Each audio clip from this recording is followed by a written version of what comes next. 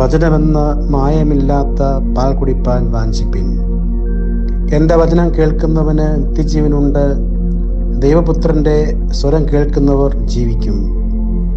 ജീവൻ സ്വീകരിപ്പാനും അത് നിലനിർത്തുവാനും നിത്യജീവൻ പ്രാപിക്കുവാനുമുള്ള മാർഗം വചനം ഉൾക്കൊള്ളുക എന്നതാണ്.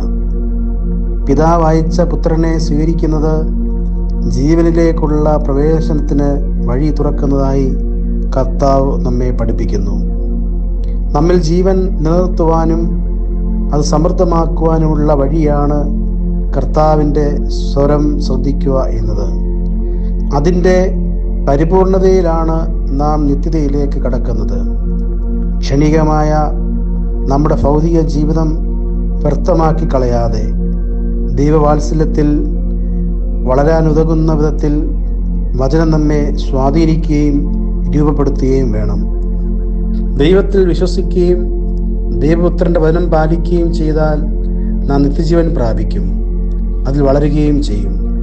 ദൈവത്തിൽ വിശ്വാസം അർപ്പിക്കുക, അവൻ നമ്മോടൊപ്പം സദാനേരവും കൂടെയുണ്ടെന്ന് വിശ്വസിക്കുക. അതിന് വചനത്തിനനുസരിച്ച് നാം വളരേണ്ടിയിരിക്കുന്നു. ആകയാൽ ദൈവ വചനത്തിന് പ്രാധാന്യം കൊടുത്ത് കോപത്തിൽ നിന്നും ദുഷ്ടതയിൽ നിന്നും അകന്നിരുന്ന് ആത്മാക്കളെ രക്ഷിക്കുന്ന വചനത്തെ സൗമ്യതയോടെ സ്വീകരിക്കുന്നതിന് ഒരുക്കമുള്ളവരായി തീരുവാൻ നമുക്ക് സാധിക്കണം.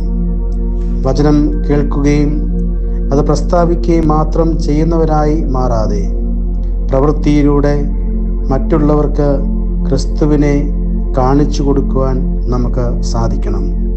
നമുക്ക് പ്രാർത്ഥിക്കാം. കാരുണ്യവാനായ കർത്താവേ, അങ്ങയുടെ വചനത്തെ ഞങ്ങളുടെ ജീവിതത്തിൽ സ്വീകരിച്ച് ആ വചനം പ്രമാണിക്കുവാനും തന്മൂലം ലോകത്തിന് അങ്ങേ കാട്ടിക്കൊടുക്കുവാനും ഞങ്ങൾക്ക് ഇടയാകണമേ. നിന്റെ വചനം എൻ്റെ കാലിന് ദീപവും എൻ്റെ പാതയ്ക്ക് പ്രകാശവുമായി തീരണമേ. ആമീൻ.